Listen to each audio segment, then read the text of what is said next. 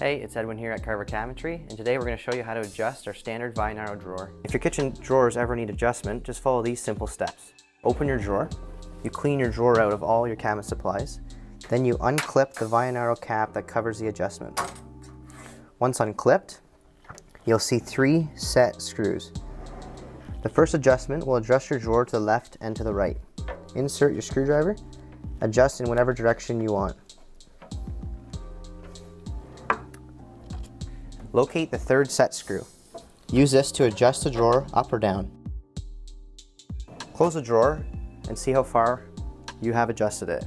If it looks good or needs minor tweaking, open it again and finish the final adjustments. When you have completed adjusting, return the tab to cover up the set screws.